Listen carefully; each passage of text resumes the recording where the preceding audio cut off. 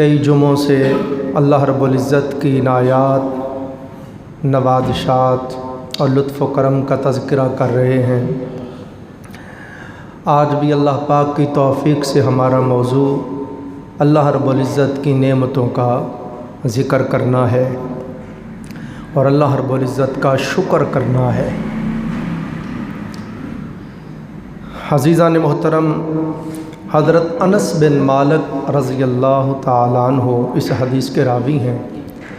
فرماتے ہیں سرور دو جہاں صلی اللہ علیہ وآلہ وسلم نے فرمایا، جو بندہ کھانا کھاتا ہے اور پانی پیتا ہے، اللہ رب العزت کی ان نعمتوں سے مستفید ہونے کے بعد، کھانا کھانے اور پانی پینے کے بعد وہ اللہ رب العزت کا شکر کرتا ہے، پڑھتا ہے الحمدللہ رب العالمین، یا الحمدللہ الذی اطعمنا وسقانا وجعلنا من المسلمین، اللہم اطعم من اطعمنی واسق من سقانی، یا الحمدللہ رب العالمین۔ فرمایا اللہ کی نعمتیں کھائیں اور اس کے بعد اللہ کا شکر ادا کیا۔ جو بندہ ایسے کرتا ہے اللہ اس سے راضی ہو جاتا ہے، اللہ اس سے راضی ہو جاتا ہے۔ بہت خوبصورت حدیث پاک ہے۔ سرور کائنات صلی اللہ علیہ وآلہ وسلم نے ارشاد فرمایا کہ قیامت کے دن اللہ رب العزت کے عرش سے منادی ندا کرے گا، تتجافی جنوبہم عن المضاجع یدعون ربہم خوفا وطمعا۔ کہاں ہیں وہ لوگ جن کے پہلو ساری رات بستروں سے جدا رہتے تھے؟ جب رات آتی لوگ سو جاتے تھے، مگر وہ اللہ کی رضا کے لیے مصلوں پہ کھڑے ہو جاتے تھے۔ کبھی سونے سے پہلے قیام اللیل کرتے، کبھی نصف رات، کبھی پچھلی رات اٹھ کے تہجد کی نماز پڑھتے۔ راتوں کو قیام کرنے والے اور مصلوں پہ کھڑے ہو کے راتیں خوف اور امید کی درمیانی کیفیت میں گزارنے والے مصلوں پہ کھڑے ہوتے خوفا و طمعا، کبھی میری بے نیازی سے ڈرتے کہ وہ بے نیاز ہے، پتہ نہیں کیا بنے گا۔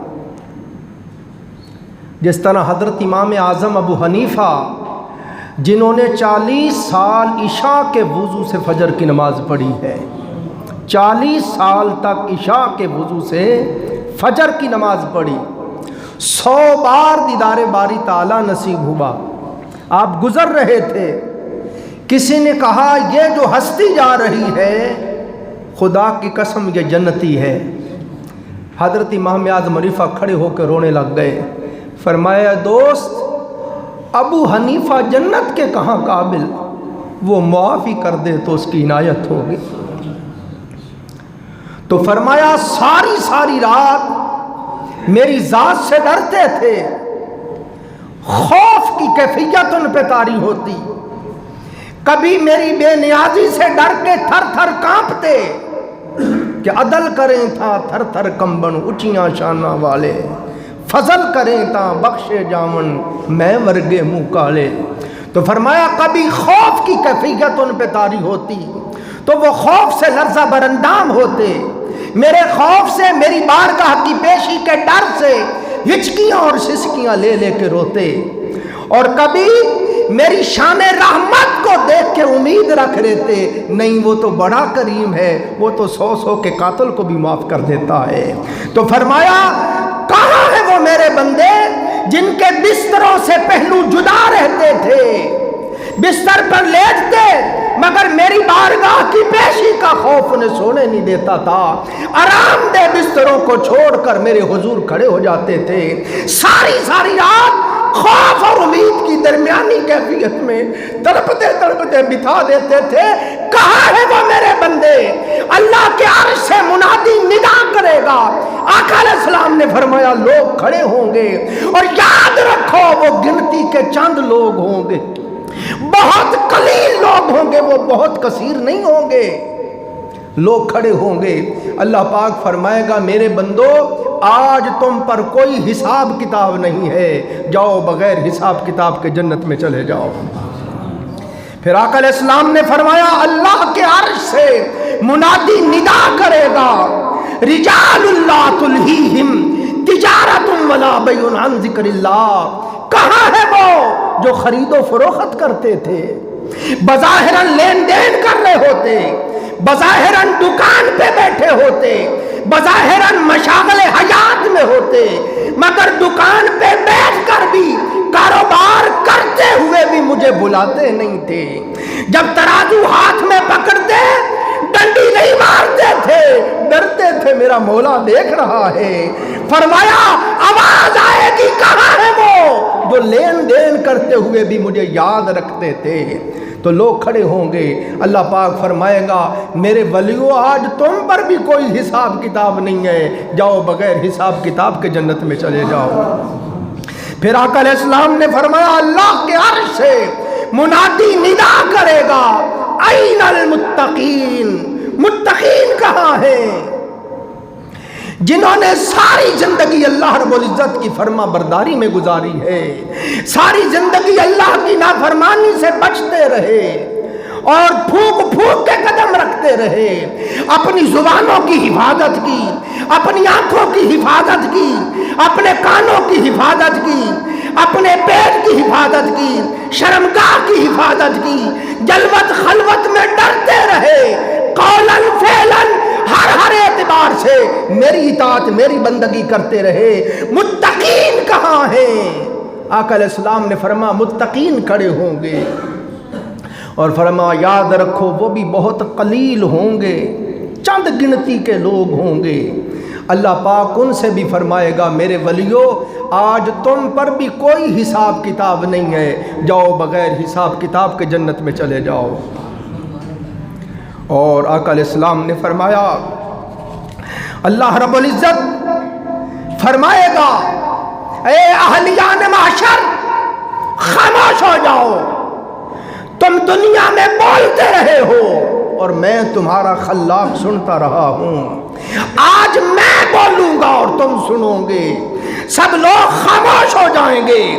اللہ رب العزت فرمائے گا کہاں ہے وہ لوگ جو تنگ دستی ہوتی تھی یا خوشحالی ہوتی تھی، زندگی نشیب و فراز کا نام ہے، کبھی تنگی آتی ہے تو کبھی فراوانی ہو جاتی ہے، کبھی صحت ہوتی ہے تو کبھی بیماری آ جاتی ہے، کبھی اچھے دن ہوتے ہیں تو برے بھی آتے ہیں، کبھی صحت ہے تو کبھی بیماری بھی آتی ہے۔ فرمایا کہاں ہے وہ لوگ جو ہر حال میں میرا شکر کرتے تھے، تنگی ہوتی تھی تو پھر بھی شکر کرتے تھے، فراوانی ہوتی تھی پھر بھی شکر کرتے تھے، کہاں ہیں وہ لوگ؟ سرکار نے فرمایا وہ لوگ کھڑے ہوں گے، فرمایا وہ بھی گنتی کے چند لوگ ہوں گے۔ اللہ پاک فرمائے گا میرے بندو آج تم پر بھی کوئی حساب نہیں ہے، جاؤ بغیر حساب کتاب کے جنت میں داخل ہو جاؤ۔ تو دیکھیں عزیزان محترم، یہ کتنی چیزیں آپ کے سامنے بیان کی، کاش ہم ان میں سے کوئی بن جائیں۔ لطف تو یہ ہے کہ یہ سارا کچھ بن جائیں، مگر کم از کم ذکر والے بن جائیں، شکر والے بن جائیں، تقوی والے بن جائیں، اور راتوں کو جاگنے والے بن جائیں۔ کوئی تو صفت اپنے اندر پیدا کر لیں کہ ان لوگوں میں شامل ہو جائیں جن کو قیامت کے دن اللہ بغیر حساب کتاب کے بخش دے گا۔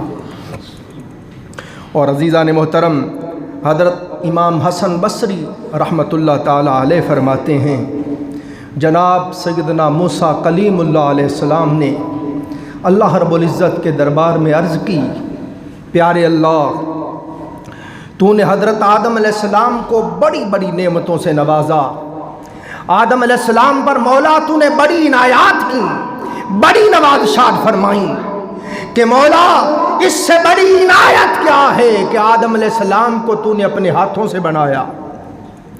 یا اللہ پھر حضرت آدم علیہ السلام کے جسم میں اپنی روح پھونکی، پھر ان کو جنت کی سکونت عطا فرمائی، اور پھر ملائکہ کو حکم دیا کہ فرشتوں نے ان کو سجدہ کیا۔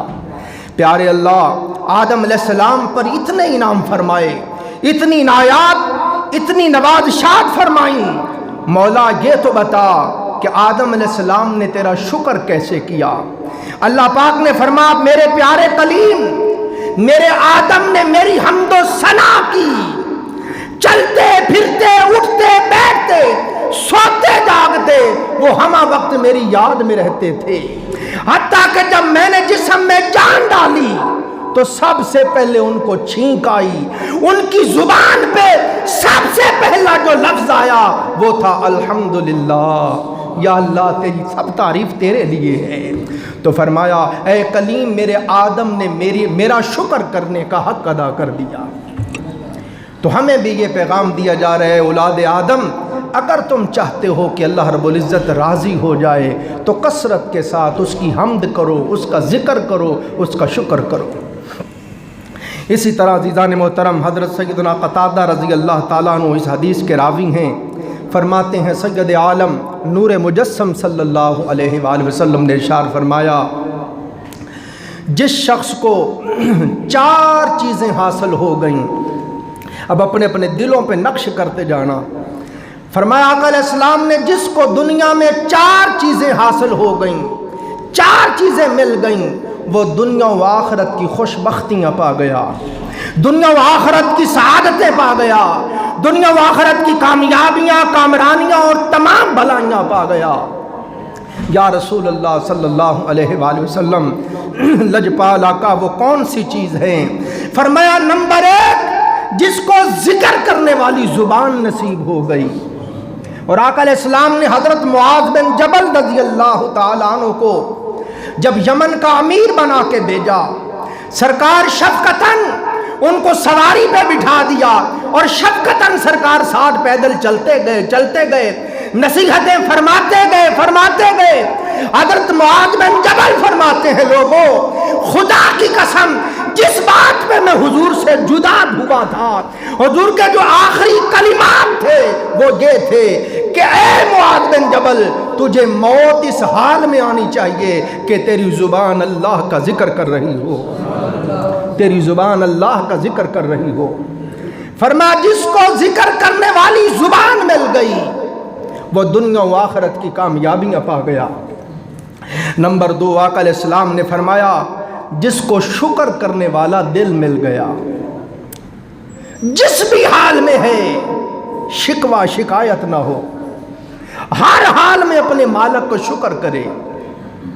نمبر 3، آقا علیہ السلام نے فرمایا جس کو صبر کرنے والا بدن مل گیا، کوئی بیماری کی وجہ سے تکلیف ہے اس پہ صبر کرتا ہے، بیوی بچوں کے لیے مشقت کرنی پڑتی ہے تو اس پر صبر کرتا ہے، عبادت میں تکلیف ہوتی ہے مشقت اٹھانی پڑتی اس پہ صبر کرتا ہے۔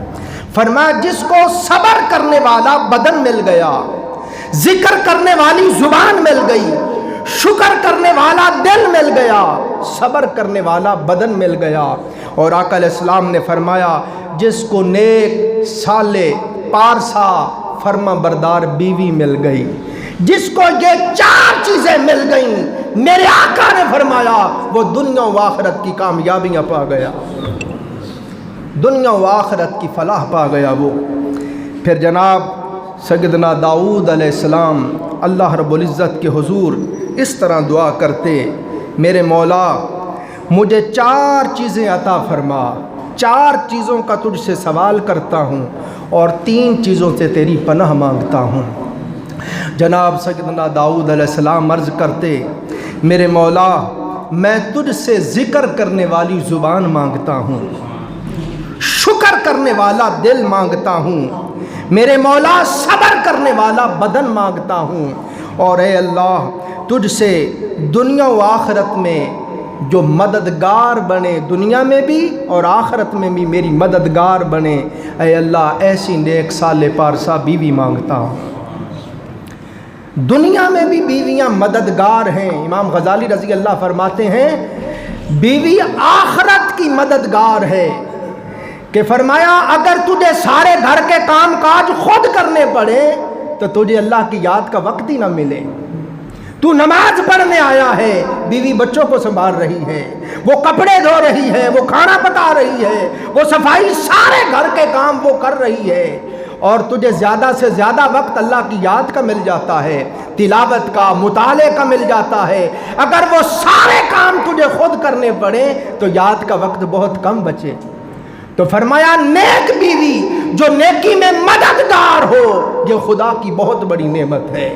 سیدنا فاروق اعظم رضی اللہ تعالیٰ عنہ فرمایا کرتے تھے ایمان کے بعد سب سے بڑی دولت نیک صالح فرما بردار بیوی ہے۔ اسی طرح عزیزان محترم جناب سیدنا داؤد علیہ السلام فرماتے مولا میں 3 چیزوں سے تیری پناہ مانگتا ہوں۔ نمبر 1، اے اللہ ایسی بیوی سے پناہ مانگتا ہوں جو مجھے اتنی اذیتیں دے کہ تکلیفیں دے دے کہ وقت سے مجھے پہلے بوڑھا کر دے۔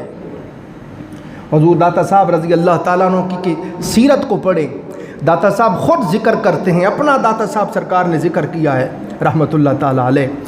آپ نے فرمایا کہ میرے والدین نے میری شادی کر دی، فرماتے ہیں کہ بیٹا بھی ہوا مگر وہ بیوی وصال کر گئے ماشاءاللہ۔ پھر ماں باپ کو پوتوں کا شوق ہوا، پھر انہوں نے میری شادی کر دی۔ حضور داتا صاحب رضی اللہ تعالیٰ عنہ جن کے قدموں میں بیٹھ کے بڑے بڑے بزرگ آ کے چلے کرتے رہے، آپ سرکار فرماتے ہیں کہ وہ میری بیوی ایسی تھی خدا کی قسم اس نے مجھے اتنی اذیتیں دی، اتنی تکلیفیں دی، اتنا پریشان کیا کہ مجھے یوں لگا کہ یہ میرا ایمان ہی برباد کر دے۔ میں ہر وقت پریشان رہتا، اللہ سے دعا مانگتا، بات کمال رب نے رحمت کی اور وہ وفات پا گئی اور اللہ نے مجھے اس سے آزاد کر دیا۔ تو یہ بات حضرت داؤد علیہ السلام نے عرض کی باری تعالیٰ میں ایسی بیوی سے تیرے حضور پناہ مانگتا ہوں جو وقت سے پہلے مجھے ضعیف کر دے، اور اے اللہ میں ایسے مال سے پناہ مانگتا ہوں جو میرے لیے مصیبت کا سبب ہو۔ اس جہان میں بھی مال مصیبت کا باعث بن جاتا ہے، اگلے جہان میں تو بنے گا ہی۔ آقا علیہ السلام نے فرمایا مال ہر حال میں مصیبت ہے، اگر حرام کا ہے تو پھر تو مصیبت ہے ہی، حلال بھی ہے تو مصیبت ہے۔ کیوں؟ اس کا حساب دینا پڑے گا کہ پہلے یہ بتا کہاں کہاں سے کمایا تھا، یہ بتا دیا کہ حلال ذرائع سے کمایا تھا، تو پھر اب ثابت کر اس مال کو ہماری رضا کے کاموں میں خرچ کیا تھا یا ہماری نافرمانی کے کاموں میں خرچ کیا تھا۔ تو حضرت سیدنا داؤد علیہ السلام پھر دعا کرتے، نمبر 3 میرے مولا میں ایسے ہمسائے سے تیری پناہ مانگتا ہوں، ایسے پڑوسی سے تیری پناہ مانگتا ہوں جو میری اچھائی کو دیکھے تو اسے چھپائے، میری اچھائیوں کو دیکھ کے چھپائے، ڈنڈی مارے، اور میری اگر کسی کمی کا برائی کا پتہ چل جائے تو وہ اچھالے، ڈھنڈورا پیٹے۔ آقا علیہ السلام نے جو دنیا کی سعادت مندی اور خوش بختی کی چیزیں بیان کی ہیں ان میں فرمایا اچھا پڑوسی ہونا یہ بھی خوش بختی کی علامت ہے۔ تو عزیزان محترم اسی طرح حضرت امیر معاویہ رضی اللہ تعالیٰ عنہ انہوں نے فرمایا انسان کے لیے 4 چیزیں عافیت ہیں۔ یہ تنبیہ الغافلین امام ابو اللیث سمرقندی رحمۃ اللہ علیہ آپ کی تنبیہ الغافلین سے پڑھ کے سنا رہا ہوں۔ حضرت امیر معاویہ رضی اللہ تعالیٰ عنہ فرماتے ہیں 4 چیزیں انسان کے لیے عافیت کا موجب ہیں۔ نمبر 1 بندے کے پاس سردی گرمی سے بچنے کے لیے، بارش سے بچنے کے لیے، دھوپ سے بچنے کے لیے، سر چھپانے کے لیے اپنا مکان ہو۔ فرماتے ہیں کہ عافیت کا سبب ہے، اللہ کی کمال کرم نوازی ہے۔ اور آقا علیہ السلام نے فرمایا گھر ہو، کھلا گھر ہو، فرمایا یہ دنیا میں خوش بختی کی نشانی ہے۔ نمبر 2 آپ نے فرمایا یہ چیز عافیت کا موجب ہے کہ بندے کا کاروبار ہو اور اپنے ہی شہر میں ہو جہاں وہ مقیم ہو، اور اتنا کو اس کا کاروبار ہو جس سے اس کا اور اس کے بیوی بچوں کا گزر بسر ٹھیک ہو جاتا ہو، اچھا گزر بسر ہو جائے۔ فرمایا ایسا کاروبار جو اس کے اور اس کے بیوی بچوں کے لیے کافی وافی ہو، اپنے شہر میں کاروبار ہو جہاں اس کا گھر ہے، اور اتنا کاروبار ہو کہ بیوی بچوں کے لیے وہ کافی و وافی ہو۔ فرمایا یہ خوش بختی اور عافیت کا موجب ہے۔ نمبر 3 آپ نے فرمایا وہ بیوی جو بندے کو خوش کر دے، دیکھو بار بار بیویوں کا تذکرہ آ رہا ہے. آقا علیہ السلام نے فرمایا جس عورت کی وفات اس حال میں ہوئی کہ اس کا شوہر اس سے راضی تھا، جس عورت کی وفات اس حال میں ہوئی ہے کہ اس کا شوہر اس سے راضی تھا، آقا علیہ السلام نے فرمایا ایسی عورت کے درمیان اور جنت کے، ایسی عورت اور جنت کے درمیان خدا کی قسم صرف موت حائل ہے. ایسی عورت جس کا شوہر راضی ہے ادھر وفات پائے گی ادھر جنت میں داخل کر دی جائے گی. فرمایا جو عورت 5 وقتہ نماز پڑھتی ہے، رمضان آ جائے روزہ رکھتی ہے، اپنی شرمگاہ کی حفاظت کرتی ہے، اپنے شوہر کو راضی رکھتی ہے، آقا علیہ السلام نے فرمایا قیامت کے دن جب آئے گی جنت کے 8 دروازے کھول دیے جائیں گے، آواز آئے گی اے میری بندی جنت کے جس دروازے سے جی چاہتا ہے جا داخل ہو جا، یا جس دروازے سے جا چاہتا ہے جا داخل ہو جا. اور جس عورت کا شوہر ناراض ہے، بھلے جتنی مرضی بڑی عابد ہو، زاہد ہو، تہجد گزار ہو، اللہ اللہ کرنے والی ہو، اگر شوہر ناراض ہے تو فوت ہوتے ہی سیدھی دوزخ میں جاتی ہے. اس لیے حضرت امیر معاویہ رضی اللہ تعالیٰ عنہ نے فرمایا بندے کے لیے عافیت کا موجب تیسری چیز نیک صالح فرما بردار بیوی ہے. نمبر 4 آپ نے فرمایا یہ بندے کے لیے عافیت کے لیے موجب ہے کہ بندے کو کوئی بادشاہ نہ جانتا ہو، کسی حاکم کے ساتھ اس کی جان پہچان نہ ہو کہ بادشاہ اسے بلا کے کسی بات پہ تکلیف دے. جن کی جتنی زیادہ بادشاہوں سے، حاکموں سے قربت ہوتی جاتی ہے وہ اتنا تکلیف میں ہوتے ہیں، ہر وقت پریشانی میں، ازمائش میں ہوتے ہیں اور پل صراط پہ کھڑے ہوتے ہیں. اور آقا علیہ السلام نے یہ بھی فرمایا سب سے بہترین دنیا دار وہ ہے جو علماء کے، صوفیاء کے دروازے پہ پایا جائے، علم لینے کے لیے، ہدایت لینے کے لیے، اللہ کی معرفت لینے کے لیے. اور فرمایا سب سے بدترین عالم، سب سے بدترین بزرگ، پیر، صوفی وہ ہے جو کسی دنیا دار کے دروازے پہ پایا جائے کہ مجھے یہاں سے کوئی ٹکڑا مل جائے. عزیزان محترم، اسی طرح حضور نبی اکرم صلی اللہ علیہ وآلہ وسلم کے فرمودات میں سے ہے، حضرت سفیان ثوری رحمۃ اللہ علیہ نے فرمایا، کمال بات آپ نے فرمائی. آپ سرکار نے فرمایا اللہ عز و جل نے تمہیں 2 ایسی نعمتیں عطا فرمائی ہیں جن پر جس قدر بھی شکر کیا جائے کم ہے. فرماتے نمبر 1 آپ نے فرمایا اگر تمہارا یہ حال ہے کہ تم بادشاہوں کے دروازوں سے بچے ہوئے ہو، کسی حاکم وقت، کسی سلطان، کسی جاگیردار، کسی وڈیرے کے دروازے پہ دنیا کے لیے اگر آپ نہیں جاتے تو فرمایا یہ اللہ کی آپ پہ کمال کرم نوازی ہے. نمبر 2 آپ فرماتے ہیں وہ بندہ اللہ رب العزت کی خاص رحمت کی جھولیوں میں ہے کہ جو بیماری سے بچا ہوا ہے اور اسے کسی طبیب کے دروازے پہ نہیں جانا پڑتا. دنیا کے لیے، پیسے کے لیے بادشاہ کے دروازے پہ نہیں جانا پڑتا اور بیماری کے باعث صحت کے لیے کسی طبیب کے دروازے پہ نہیں جانا پڑتا. جس بندے کے پاس یہ 2 چیزیں ہیں آپ نے فرمایا وہ بندہ جتنا بھی اللہ کا شکر ادا کرے کم ہے. اسی طرح عزیزان محترم عبداللہ مزنی رحمۃ اللہ علیہ نے بیان کیا جو شخص مسلمان ہے اور تندرست ہے جان لے اللہ نے دنیا و آخرت کی نعمتوں میں سے اسے سردار نعمتیں عطا کر دی ہیں. بڑی کمال بات فرمائی آپ نے. مسلمان ہے، دولت ایمان حاصل ہے اور اس کے بعد فرمایا اللہ پاک نے اس کو صحت تندرستی دی ہوئی ہے. فرماتے ہیں جس کے پاس یہ 2 نعمتیں ہیں اس کے پاس دنیا و آخرت کی سردار نعمتیں ہیں.